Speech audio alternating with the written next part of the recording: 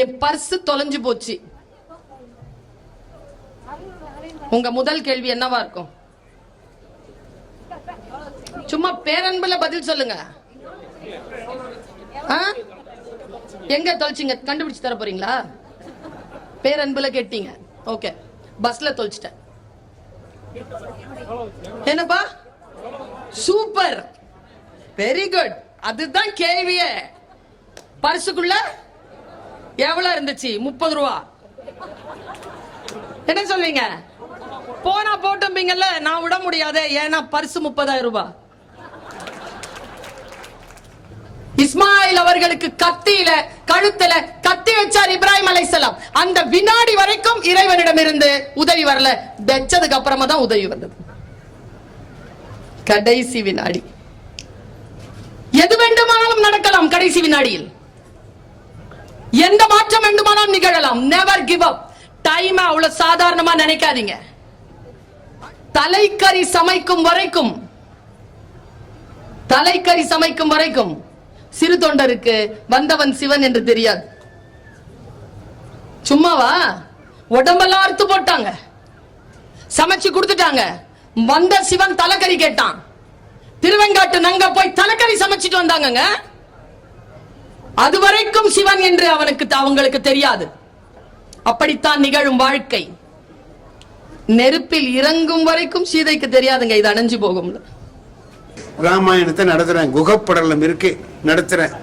ஆடு நெடுந்தரை ஆடு கடன் வேகமா இப்ப நடத்திட்டே போறேன். அங்க ஒரு 2 பயலுவ சிரிக்கிறான் சார். அவன் சிரிக்கிறான், இவனு சிரிக்கிறான். 2 பேர் வந்து சிரிக்கிறான். என்னை பார்த்தவன இப்படி பொங்கிட்டு சிரிக்கிறான். ஏன்டா அங்க சிரிக்கிற? ராமாயணம் நடத்துற போய் நட சிரிப்பு விட்டு இருக்க உனக்கு படுவா அப்படின்னு.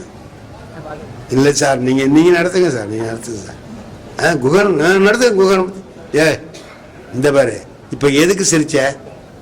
வேணாம் சார், சொல்லு நீ இப்ப எதுக்கு சிரிச்ச நீ அப்படின்னு சொன்னா, சார் இந்த இருக்கானே இந்த பையன் என்ன பண்ணான் தெரியுமா? இன்னைக்கு நீங்க இந்த கதை சொல்லுவீங்கன்னு சொன்னான். பார்த்தா நீங்க சொல்றீங்க இல்லை, இங்க விட ஏன்டா சொன்னேன்னு பார்த்தா அவனை பார்த்தா 3 வருஷமா என் கிளாஸ்ல படிக்கிறான்.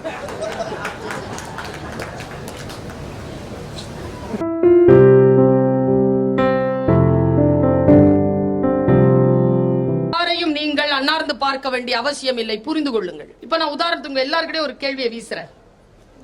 என் பர்ஸ் தொலைஞ்சு போச்சு. உங்க முதல் கேள்வி என்னவா இருக்கும்? சும்மா பேரன்புல பதில் சொல்லுங்க. எங்க தொலைச்சிங்க கண்டுபிடிச்சு தர போறீங்களா? பேரன்புல கேட்டீங்க. ஓகே, பஸ்ல தொலைச்சிட்டேன். என்னப்பா? Super, very good. அதுதான் கேள்வியே. பர்சுக்குள்ள எவ்வளவு இருந்துச்சு? 30 ரூபா. என்ன சொல்வீங்க? போனா போட்டும்பீங்கல்ல, நான் விட முடியாது, ஏன்னா பர்சு 30,000 ரூபாய். நமக்கு வேல்யூ பண்ண தெரியலீங்க. எதை வேல்யூ பண்றதுனே நமக்கு தெரியல. ஒருத்தங்களால என்ன பலன்னு நினைக்கிறோம், அவங்களே பலன் தான்.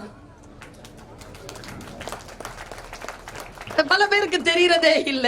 நான் சொல்றேன், லைஃப் இருக்குல்ல, வாழ்க்கை இருக்குல்ல, இதுவே மகிழ்ச்சியானதுங்க.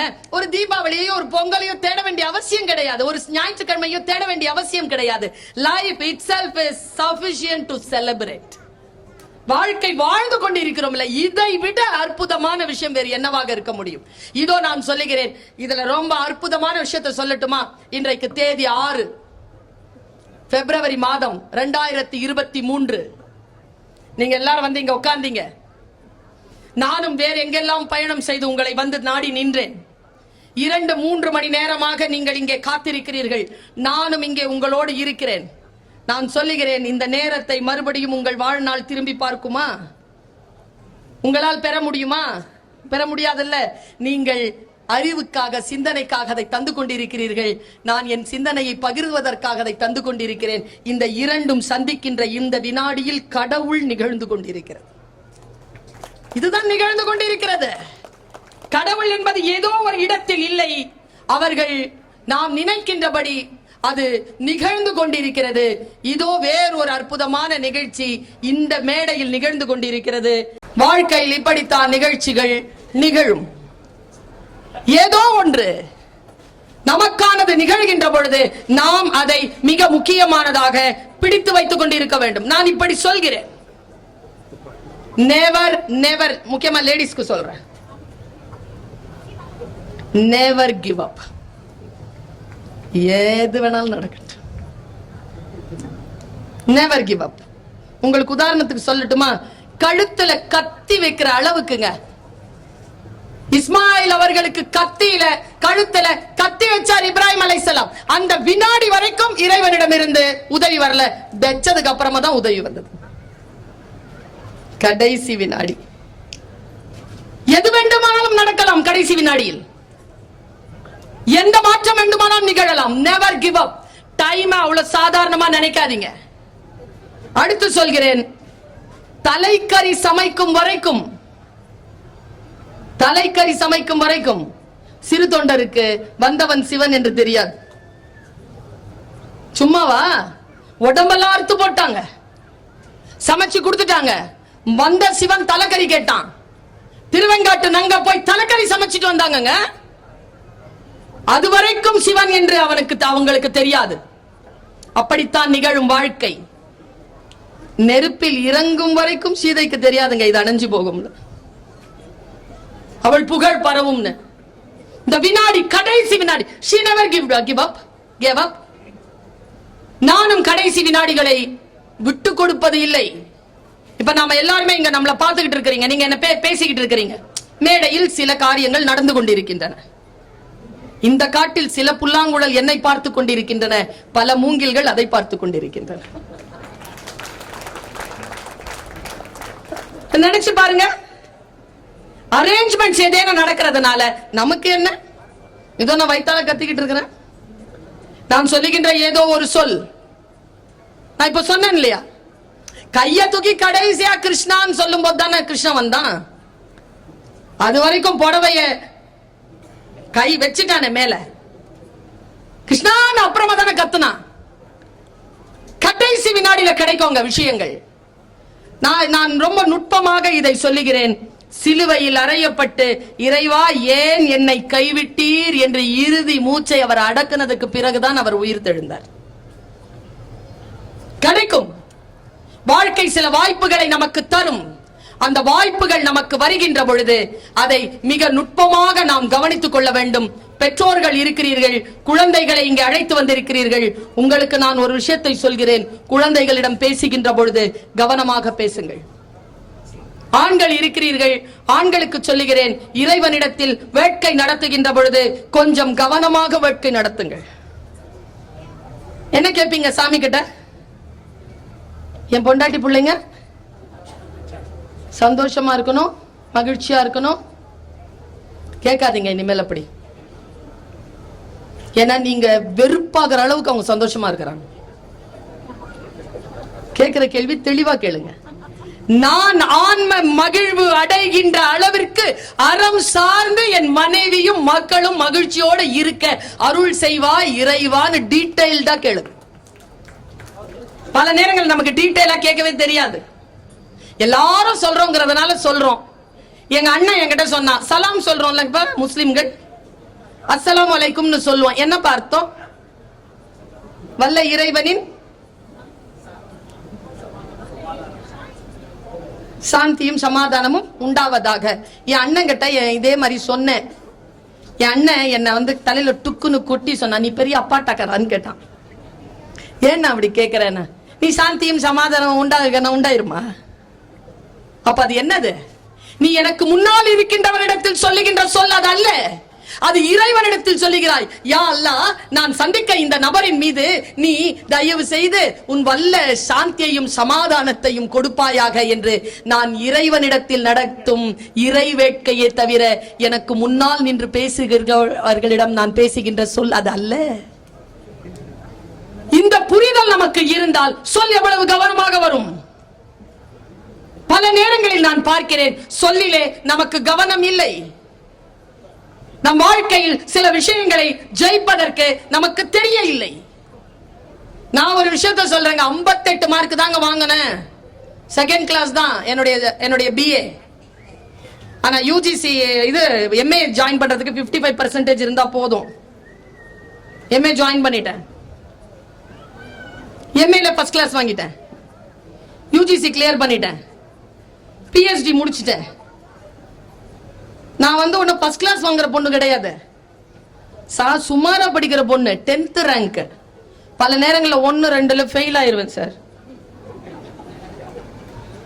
மேத்ஸ்ல ஃபெயில் ஆயிருவேன். மறுபடியும் படிச்சு பாஸ் பண்ணிடும். ஆனா ஒரு விஷயம் தெரியும், ஒரு விஷயம் புத்தியில போயிடுச்சு.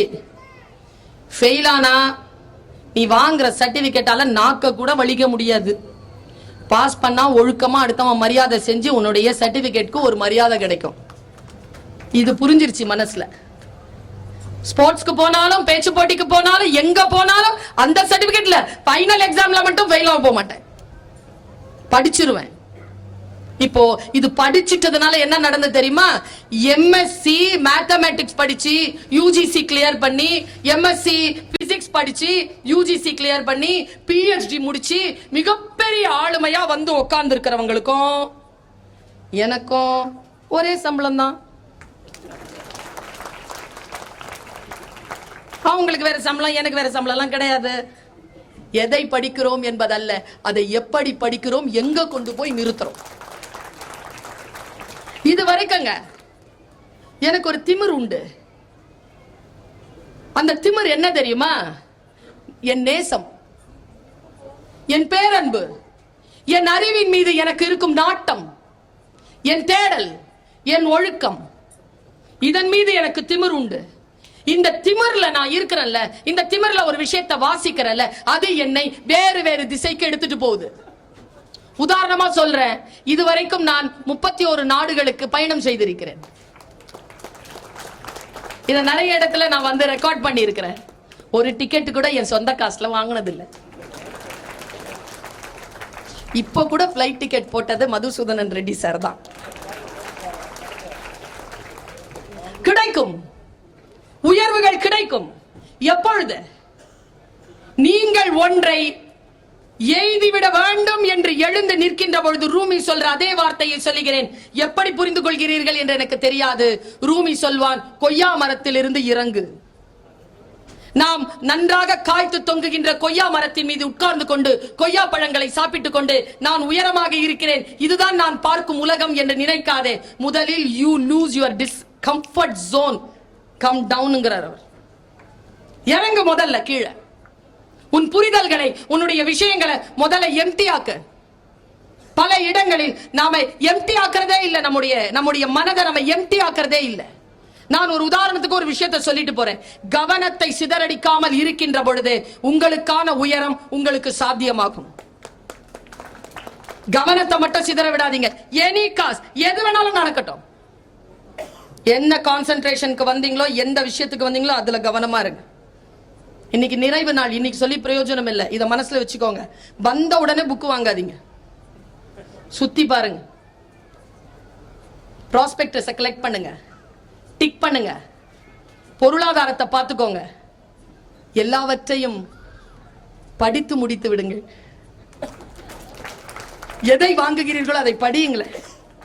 படித்து முடிப்பது என்பது எதையும் அது நம்மை விட்டு போதும் என்று சொல்லுகின்ற அளவிற்கு ஒன்றை நாம், ஒரு பொருளை நாம் பயன்படுத்துகிறோமா?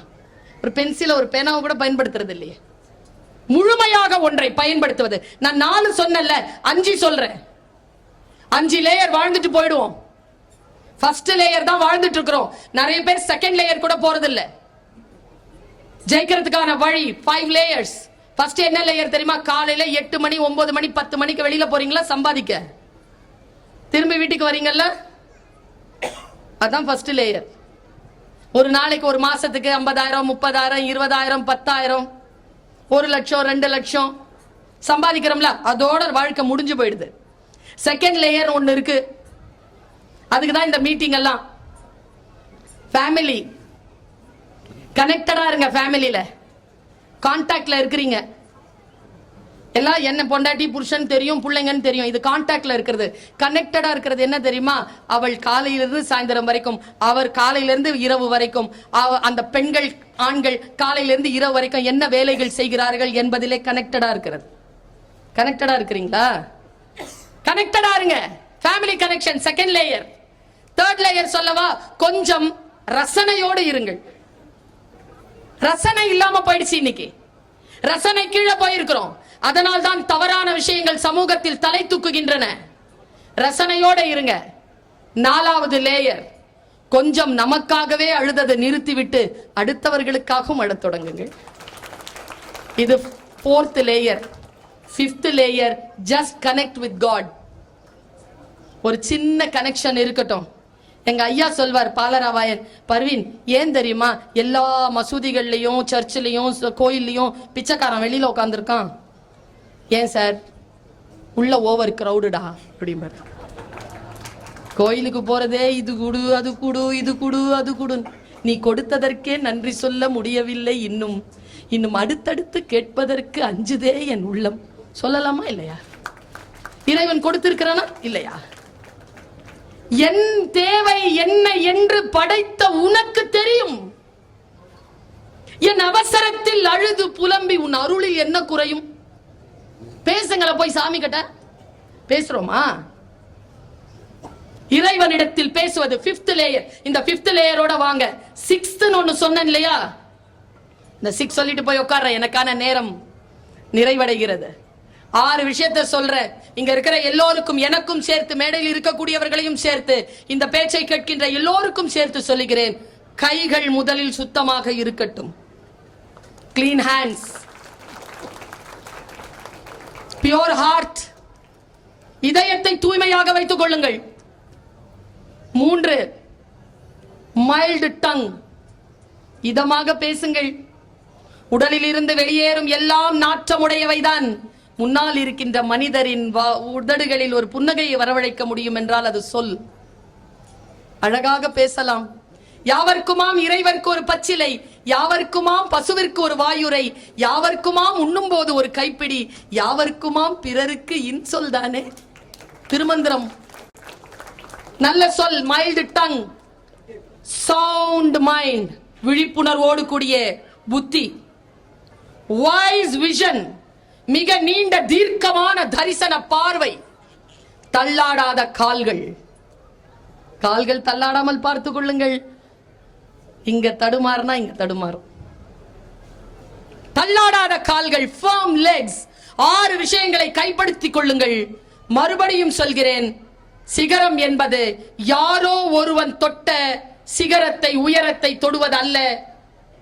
என் உயரத்தின் எல்லையை நானே தொட்டால் நான் சிகரம் தொட்ட மனிதராக மற்றவர்களால் பார்க்கப்படுகிறேன். வாருங்கள், நம்முடைய சிகரம் என்பது அடுத்தவர்கள் சிகரம் இல்லை என்பதனை உணர்ந்து கொள்வோம். இந்த வாழ்க்கை என்பது ஒரு கொஸ்டின் பேப்பருங்க. அவருக்கு இருக்கிற கொஸ்டின் எனக்கு இல்லைங்க, அதனால காப்பி அடிக்காதீங்க. என் வாழ்க்கை வேற, என் முகம் வேறு, என் சுவாசம் வேறு, என் சிந்தனை வேறு. அதனால் யாரையும் போல் ஹிட்லர் சொல்லுகிறான், don't compare yourself with anybody, it's a greatest insult for your own. யாரோடும் உங்களை நீங்கள் ஒப்புமை செய்து கொள்ளாதீர்கள். என்கிட்ட வந்து கேட்டாங்க, என் குழந்தைய ஆசீர்வாதம் பண்ணுங்க, உங்களை மாதிரியே பேசணும். எதுக்கு என்ன மாதிரி பேசணும்? என்ன மாதிரி தான் நான் பேசுறேன், அது மாதிரி பேசிட்டோம். நான் யார மாதிரியும் பேசுறேனா? இல்ல. இறைவன் பூமியில் குப்பைகளை எறிவதில்லை. எல்லோருக்கும் ஒரு நோக்கம் இருக்கிறது. வாழ்கின்ற காலங்கள் மகத்தானவை. குழந்தைகளை கவனமாக பார்த்துக் கொள்ளுங்கள். நல்ல கதைகளை அவர்களுக்கு சொல்லுங்கள். இந்த தேசம், இந்த பூமி கதைகளால் நிறைந்த பூமி. என் தாய் என்னை மடியில் படுக்க வைத்துக் கொண்டிருந்தாள். ஆனால் அவள் உட்கார்ந்திருந்தது கிழிந்த பாயில். அவள் பறக்கும் கம்பளங்களை பற்றி தான் எனக்கு கதை சொன்னாள். ஒருபோதும் அவள் கதைகளில் கிழிந்த பாய்கள் வந்ததே இல்லை. அதனால் தான் நான் பறக்கும் கம்பளங்களில் இன்றைக்கு பறந்து கொண்டிருக்கிறேன். சில பாடம் நடத்துறோம்ல, நாங்க வாத்தியார் தானே, பாடம் நடத்துறோம்ல. அதை நடத்துற போது இப்ப அவர் சொன்னார்ல, என்ன சொன்னாரு? இதை சொல்லுங்க, அதை சொல்லுங்கன்னு சொன்னார். அதெல்லாம் அவர் கேட்டதுதான். அது எதுக்கு மறுபடியும் சொல்றாரு? இப்ப ஒருத்தர் பேசினது அடுத்தபடி ஒருத்தர் பேசினா என்ன சொல்லுவாங்க? நேற்று சொன்னதே இந்த ஆள் சொல்றாருமா, அது என்ன சொல்லுவாங்க? நேற்று சொன்னதே இவர் என்ன சொல்றாரு? நேற்று சொன்னதே சொல்லுங்க. இந்த அம்மா என்ன சொல்றாங்க, இன்னதெல்லாம் சொல்லுங்கன்னு சொல்றாங்க. நீங்க நான் சொல்றேன் பாருங்க, வகுப்புல பாடம் நடத்துற போது எடுத்த உடனே பாடத்தை நடத்துறோம்னா பிள்ளைங்க கவனிக்க மாட்டான். இன்னைக்கு நான் கம்பராமாயணம் பத்தி பேச போகிறேன் அப்படின்னு சொன்னோம்னா, நீ போய் நடத்தியா போய் இதே வேலை வச்சு உனக்கு எப்ப பாரு ஏதாச்சும் சொல்லிட்டு அப்படின்னு சொல்லி அவன் அலட்சியமா இருப்பான். நம்ம அதையே சொல்லாம, என்ன நடத்த போறேங்கிறத சொல்லாம ஒரு கதையை சொல்றோம். நான் என்ன செய்வேன், கம்பராமாயணம் நடத்துறேன்னா முதல்ல இந்த கதையை சொல்லுவேன். ஒரு கதை, என்ன கதை அப்படின்னு கேட்டீங்கன்னா, வாங்க ஐயா வாங்க, தமிழ்ச்சங்க தலைவர் வந்துட்டார், கண்ணப்பன் ஐயாவை வாங்க வருங்க. சாதாரணமா வகுப்புல ஆரம்பிக்கிற போது இந்த ராமாயணத்தை சொல்றதுக்கு முன்னாடி ஒரு கதையை சொல்லுவேன். ஒரு பள்ளிக்கூடத்துக்கெல்லாம் போய் சோதனை பண்ணக்கூடிய இன்ஸ்பெக்டரு ஒருத்தர் இருந்தாரு. அவருக்கு ராமாயணம் நல்லா தெரியும், நல்லா படிச்சவர். வால்மீகி ராமாயணம் படிச்சிருக்காரு, துளசிதாசர் ராமாயணம் படிச்சிருக்காரு, கம்ப ராமாயணம் படிச்சிருக்காரு, எல்லாத்தையும் படிச்சிருக்காரு. அவர் படிக்காத எழுத்தச்சன் ராமாயணம் வரைக்கும் அவர் படிச்சுட்டார், அவ்வளவும் படிச்சிருக்கிறார். அவருக்கு ராமாயணத்துல ஒண்ணு நல்லா தெரியும். சார், எனக்கு நல்லா தெரியும்னா சாருக்கும் தெரிஞ்சிருக்கணும்னு ஒன்றும் அவசியம் இல்லை.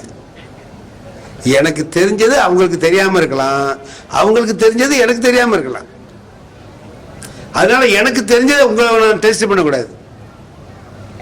எனக்கு ஒரு பாட்டு தெரியும், இது சொல்லுங்க சார்னா, அவர் அடுத்த பாட்டு சொல்லுங்கன்னு என்ன கேட்டாரா எனக்கு தெரியாது.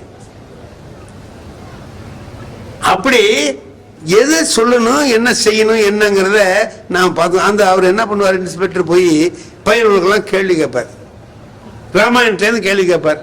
அவங்களுக்கு அது தெரியாது. ஒரு கிராமத்தில் போய் 4ஆம் கிளாஸுக்கு போறாரு.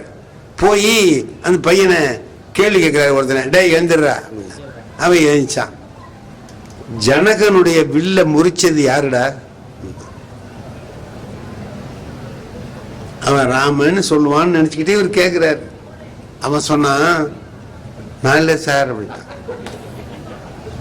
நான் இல்லை சார் அப்படின்னா. என்னடா நீ இப்படி சொல்றான், ராமாயணம் கூட தெரியாம இருக்கிறானே, நான் இல்லை சாருங்கிறானே, இவன் உடைச்சிட்டான்னு நான் கேட்கறேன்னு நினைச்சிட்டுல இந்த பையன் சொல்றான் அப்படின்ட்டு அவர் என்ன பண்ணார், வாத்தியாரை திரும்பி பார்த்தார். என்னையா கிளாஸ்ல இப்படி வச்சிருக்க பையனோட அப்படிங்கிறதுக்காக அவரை திரும்பி பார்த்து, என்னையா அவன் அப்படி சொல்றான் அப்படின்னாரு. வாத்தியார் சொன்னாரு, சார் அவன் நல்ல பையன் சார், எதையும் உடைக்க மாட்டான். அவன் உடைச்சான்னு உங்களுக்கு யார் சார் சொன்னான்? பையன்தான் அப்படி இருக்கான்னா வாத்தியாரும் இப்படி இருக்கிறாரு அப்படின்ட்டு, சரி இதை விடப்படாது, ஹெட் மாஸ்டர்கிட்ட சொல்லி நடவடிக்கை எடுக்க சொல்லணும் அப்படின்ட்டு ஹெட் மாஸ்டர்கிட்ட போனார்.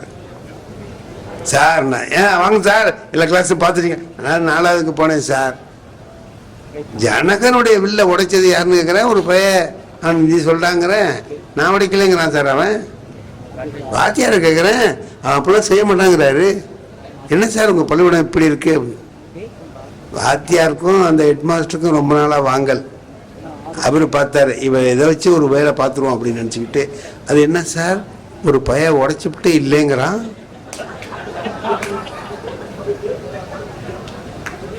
வாத்தியாரும் அவரோட சேர்ந்துக்கிட்டு சொல்றாரு, 2 பேரும் சேர்ந்து உடைச்சிருந்தாலும் இருப்பாங்க சார், நீங்க எதுக்கு எழுதி வைங்க, நான் என்னதான் ஆகுதுன்னு எக்ஸ்பிளேஷன் வாங்கி அனுப்புறேன் உங்களுக்கு அப்படின்ட்டா. ஐயோ பையன் இப்படின்னா வாத்தியார் இப்படின்னா, வாத்தியார் ஹெட் மாஸ்டர் இப்படி இருக்கிறாரு. இப்ப நம்ம தான் பைத்தியக்காரனும். ஒண்ணுமே கட்டாதவங்க கொஞ்சம் கட்டிருக்கிறவன் பைத்தியக்காரன் சொல்ற மாதிரி நமக்கு தெரிஞ்சதுதான் தப்பு போல இருக்கு அப்படின்னு நினைச்சுக்கிட்டு நேரா அவங்க மேல் அதிகாரிகிட்ட போயிட்டார், டிஇஓ கிட்ட போயிட்டார். மாவட்ட கல்வி அதிகாரிகிட்ட போய் நின்னாரு. ஐயா என்ன வெயில்ல கிளம்பி வந்திருக்க, என்ன விஷயம் அப்படின்னா. ஆபீஸுக்கு போகாம இங்கே இருக்க வந்தேன். என்ன இல்லை சார், கிராமத்துக்கு போனேன் சார், பள்ளிக்கூடம்லாம் ரொம்ப மோசமா இருக்கு சார். என்ன விஷயம்? பையன் அப்படி கேட்குறான், கேட்டால் அவன் அப்படி சொல்கிறான், வாத்தியார் இப்படி சொல்கிறாரு, ஹெட்மாஸ்டர் இப்படி சொல்கிறாரு, அதான் உங்கள்கிட்ட ரிப்போர்ட் பண்ணலான்னு வந்தேன்னு டிஓ சொன்னார். யோ உனக்கு எப்போ பாரு இதே வேலையா பச்சியா, அவன் அதை உடைச்சான் இவன் இதை உடைச்சான்னு எப்போ பாரு ரிப்போர்ட் பண்ணிக்கிட்டே இருக்கிற நீ. இப்போ வர்ற சாமான் எதுதான் ஸ்ட்ராங்காக இருக்கு?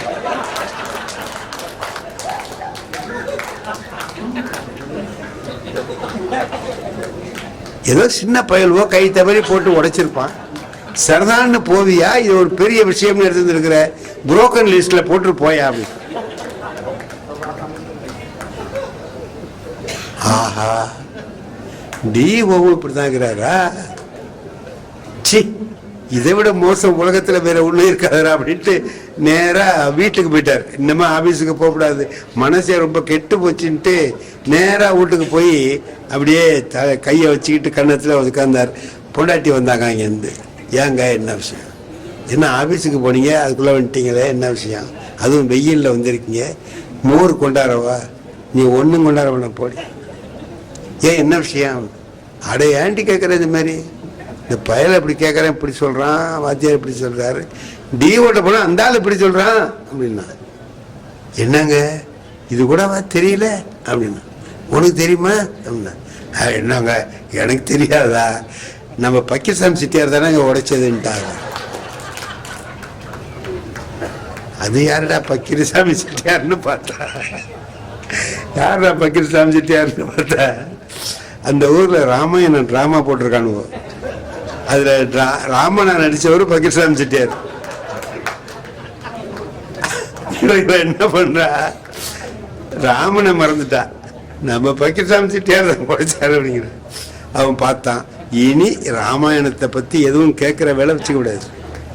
ரெண்டாவது கேள்வி கேட்கறதுன்னு முட்டணும், எவனையும் கேட்கக்கூடாது அப்படின்ட்டு முடிவு பண்ணிட்டான்னு. இதை நான் எதுக்கு சொல்றேன்? இப்போ இதை நான் ஒரு தடவை வகுப்புல சொல்லிட்டு ராமாயணத்தை நடத்துறேன். குகப்படலம் இருக்கு நடத்துறேன். ஆடு நெடுந்தரை ஆடு கடன் வேகமா இப்ப நடத்திட்டே போறேன். அங்க ஒரு 2 பயலுவ சிரிக்கிறானு சார். அவன் சிரிக்கிறான், இவனு சிரிக்கிறான், 2 பேரும் புரிந்து சிரிக்கிறான். என்னை பார்த்தவன இப்படி பொங்கிக்கிட்டு சிரிக்கிறான். ஏன்டா அங்க சிரிக்கிற? ராமாயணம் நடத்துற போய் நட சிரிப்பு வேண்டி இருக்கு உனக்கு படுவா அப்படின்னு. இல்லை சார் நீங்க நடத்துங்க சார், நீங்க நடத்துங்க சார். குகன் நடத்துங்க குகன். இந்த பாரு இப்ப எதுக்கு சிரிச்ச? வேணாம் சார். சொல்லு நீ இப்ப எதுக்கு சிரிச்ச நீ அப்படின்னு. அவன் சொன்னான், சார் இந்த இருக்கானே இந்த பையன் என்ன பண்ணான் தெரியுமா, இன்னைக்கு நீங்க இந்த கதை சொல்லுவீங்கன்னு சொன்னான். பார்த்தா நீங்க சொல்றீங்க இல்லை இங்க விட ஏன்டா சொன்னேன்னு பார்த்தா, அவனை பார்த்தா 3 வருஷமா என் கிளாஸ்ல படிக்கிறான்.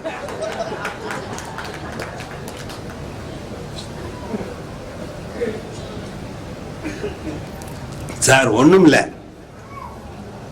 நான் சொன்னேன் வாழ்வோம் வாழ வைப்போம்னு சொன்னேன்.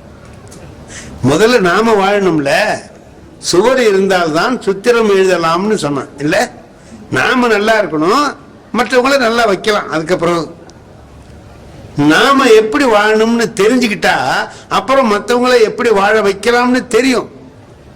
முதல்ல நாம எப்படி வாழணும், நம்முடைய வாழ்க்கையில தொல்லைகள் வராம இருக்கிறது எப்படி யோசிச்சு பார்த்தீங்கன்னா, ஒரு கிளாஸ்ல பாடம் நடத்து, நம்முடைய அன்றாட வேலையை செய்யறோம். பாடம் நடத்துறதுங்கிறது எனக்கு அன்றாட வேலை, தினசரி நான் செய்ய வேண்டிய வேலை. ஐயாவுக்குன்னா அவங்க கூட்டுறவுத்துறையில போய் என்ன செய்யணுமோ அதை செய்வாங்க, அவங்க திட்டத்துல என்னென்ன செய்யணுமோ அதெல்லாம் செய்வாங்க. அவங்கவுங்க வேலை அவங்கவுங்களுக்கு இருக்கு. அது செய்யற போது அதை மென்மையாகவும் நகைச்சுவையாகவும் ஒன்று சொல்லி செஞ்சா அதனுடைய பலன் எப்படி இருக்கும், அதையே வேற மாதிரி செஞ்சா எப்படி இருக்கும்னு யோசிச்சு பார்த்தீங்கன்னா பிரமாதமா. இப்ப கணவன் மனைவி 2 பேர் இருக்கிறோம்ல, வாழ்க்கை இதானுங்களே வாழ்க்கை. இதுல என்னன்னு கேட்டீங்கன்னா, இப்ப நான் பள்ளிக்கூடத்துல இருக்கிறேன், ஹெட் மாஸ்டர் கூப்பிட்டு சத்தம் போடுவார். சில சமயத்துல ஹெட் மாஸ்டர் கூப்பிட்டு கண்டிப்பாரு. சில சமயத்துல வாத்தியார் ஹெட் மாஸ்டர் கண்டிக்கிறதும் உண்டு. அது சில சமயத்துல வரும், அது நடக்கும். அவர் கூப்பிட்டு நாளைக்கு திட்டுறாரு, என்ன என்னையா காம்போசிஷன் வச்சிருக்கிற, 8 காம்போசிஷன் வச்சிருக்கேன், ஒண்ணு கூட திருத்தாம வச்சிருக்கிய ஐயா, என்னதான் பண்ண இவ்வளவு நாளும் அப்படி இப்படின்னு திட்டுறாரு. எனக்கு அதை கேட்கிற போது அது திட்ட எனக்கு சந்தோஷமா இருக்கு. ஏன்னா எவன் நோட்டோ எடுத்து வச்சுட்டு என்கிட்ட கேட்கிறாரு. அது ஏன் நோட்டு, என் கிளாஸ் நோட்டு இல்லை, அது வேற கிளாஸ் நோட்டு. ஏன்னா நம்ம தான் இன்னும் காம்போசிஷனே வைக்கலையே. இப்ப வச்சதாக சொல்றாரு, அதுவே நமக்கு ஒரு பிளஸ் பாயிண்ட் தான். சரின்ட்டு சரி சார் சொல்லுங்க சார், இன்னமும் வச்சு நம்ம தேய்ச்சிருவோம் சார், நம்ம தேய்ச்சிருவோம் சார். ஒரு வாரம் தான் எல்லாத்தையும் திருத்தணும்னாரு. அவனோட்ட நான் ஏடா திருத்தணும்? சரி சார் நம்ம செஞ்சிருவோம்னா கண்ணா பண்ணான்னு திட்டிவிட்டாரு. ஒரு மனசு வருத்தமா வீட்டுக்கு வர்றேன். இப்ப வீட்டுக்கு வந்தா நமக்கு என்ன ஒரு விஷயம்னு கேட்டீங்கன்னா, நம்ம மனசுல ஏற்படுற கஷ்டம், ஆதங்கம் எல்லாத்தையும் யாருகிட்ட காட்ட வேண்டியதா இருக்குன்னா மனைவிட்டு தான் காட்ட வேண்டியதா இருக்கு. வேற வழி இல்லை. வேற யாரும் நம்ம சொல்றதை கேட்டுக்கிறதுக்கு ஆள் கிடையாது. இப்ப நான் வர்றேன், வந்து இப்படி உட்கார்றேன், என் மனைவி காப்பி ஆத்திட்டு வர்றாங்க. இன்னும் காப்பி என்கிட்டே வரல. காப்பி அடியுதுங்கிறேன். எதுக்கு? இன்னும் காப்பி வாசமும் தெரியாது, அது சுவைச்சும் பார்க்கல. ஆனா நான் திட்டுறேன். என் மனைவி என்ன பண்றா தெரியுமா? அற்புதமான மனைவி. என்ன செய்யறா? ஏங்க ஹெட்மாஸ்டர் ஏதாவது சொன்னாரான்னு கேக்குற. இதுக்கு என்ன அர்த்தம் தெரியுமா? நீ அங்கேயோ வாங்கினதை கொண்டாந்து இங்க இறக்குமதி பண்ணிட்டு இருக்கிற. யாரு திட்டினதுக்கு இங்க வந்து இருக்கிற? ஏயா ஹெட்மாஸ்டர் ஏதாச்சும் சொன்னாரான்னு. இப்ப இதை எப்படி நாம சொல்றோம் அப்படின்னு கேட்டீங்கன்னா, ஆம்பளை எல்லாம் எப்படிப்பட்டவன்னு சொன்னா என்ன சொல்றான்? நெருப்பு மாதிரி இருப்பான, நெருப்பு மாதிரி. பெண்கள் எல்லாம் குளிர்ச்சியானவங்களாம், தண்ணி மாதிரி இருப்பாங்க. அதனாலதான் ஆத்துக்கெல்லாம் பொம்பளை பேர் வச்சிருக்கான். காவேரி, கங்கை இதெல்லாம் வச்சிருக்கான். நெருப்புக்கு அக்னி பகவான்ங்கிறான், அது ஆம்பளைங்கிறான். இது ஆம்பளை. ஆம்பளைன்னா நெருப்பு மாதிரி இருப்பானா, அதனால வந்து பாயிறான். காப்பி அடியுதுன்னா ஹெட்மாஸ்டர் ஏதாவது சொன்னாராங்கிற போது நமக்கு வந்து தண்ணியை ஊற்றி அந்த நெருப்பை அணைக்கிற மாதிரி இருக்குல்ல.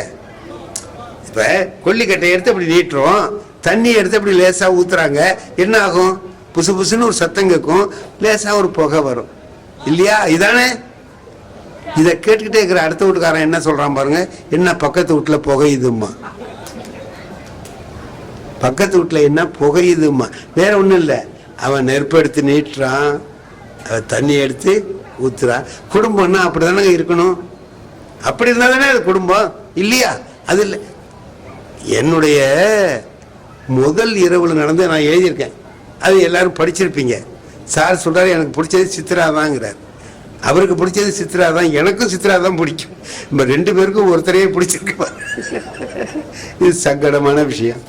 என்ன அந்த என்ன பண்றது அப்படின்னு கேட்டீங்கன்னா, நல்ல சிறப்பான ஒரு விஷயத்தை பத்தி பேசுற பொழுது கூட என்ன பண்ண வேண்டியிருக்கு அப்படின்னு கேட்டீங்கன்னா, கொஞ்சம் கவனிச்சு செய்ய வேண்டியதா இருக்கு. முதல் இரவு எனக்கு முதல் இரவு அன்னைக்கு தான் என் நண்பர்கள்லாம் வந்தவன்லாம் என்ன செய்வானுவோ, அன்னைக்கு கேலியா பேசுவானுங்களா, அதை இதை பேசுறானுவோ. அதுல முக்கியமான விஷயம் அவனு என்ன சொல்றானுவோன்னு கேட்டீங்கன்னா, பெண்கள் வந்து முதல்ல பேச மாட்டாங்கப்பா, நீ தான் பேசணும். நீ பேசுறது நல்ல வார்த்தையா பேசு. நம்ம குடும்பத்தை பத்தியும் அவங்க குடும்பத்தை பத்தியும் உயர்வான விஷயமா பேசினீங்கன்னா ஒரு சுமூகமான உறவு உருவாகும் அப்படின்னு சொன்னானுவோ.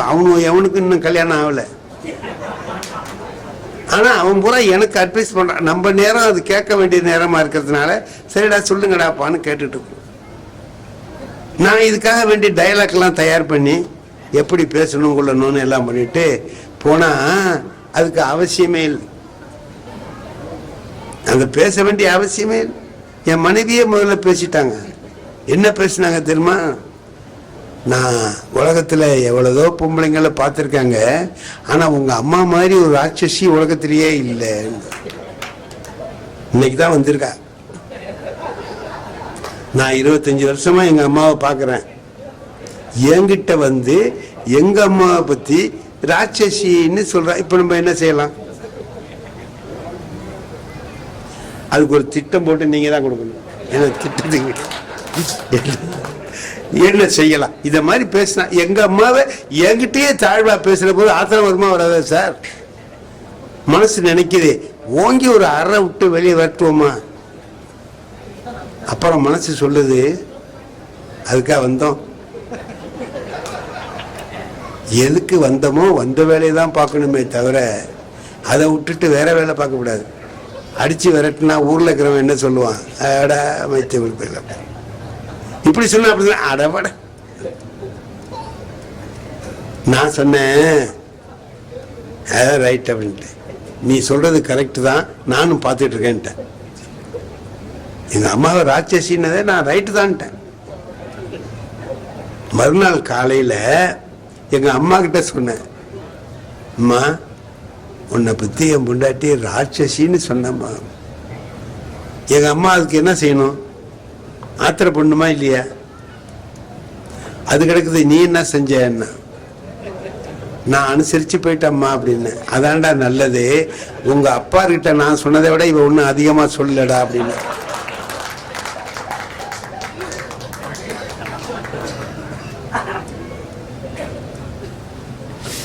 இது பாருங்க, இப்ப நான் இந்த எதுக்கு சொன்னேன், எப்படி இருந்தவ என் மனைவி வாக்காமலே இன்னும் 2 நாள் கூட பழகாமலே அவங்கள ராட்சசின்னு சொல்ற மனநிலையோட என் வீட்டுக்கு வந்திருக்காங்க இல்லையா?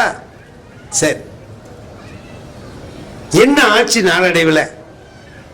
அவங்களுடைய எங்க அம்மா அவங்களுடைய கடைசி காலத்துல என் மனைவி இல்லாம அவங்களால இருக்க முடியாதுங்கிற நிலைமை. தைநாயை கூப்பிடு, தைநாய் இப்படியே பேசிட்டு இருந்தாங்க. என்ன அப்படி அவங்களுக்குள்ள வந்துட்டுன்னா 2 பேர்ட்டையும் இருந்த உயர்ந்த குணம் தான் காரணம். முதல்ல ஒரு வெறுப்போட வந்தவளை அந்த வெறுப்பெல்லாம் போகும்படியா ஆக்கி அன்பு காட்டும்படியா மாத்தி பழகின, நாம நினைச்சுக்கிறது தப்புன்னு நினைக்கும்படியா என் மனைவி ஆக்கி, என் மனைவிக்கும் நாம அவங்களை நினைச்சுக்கிறது தப்பு அப்படின்னு நினைச்சு பழகும்படியா ஆகி 2 பேரும் அவ்வளவு நல்லா வந்துட்டாங்க. இது வர்றதுக்கு பேரு தான் நகைச்சுவை.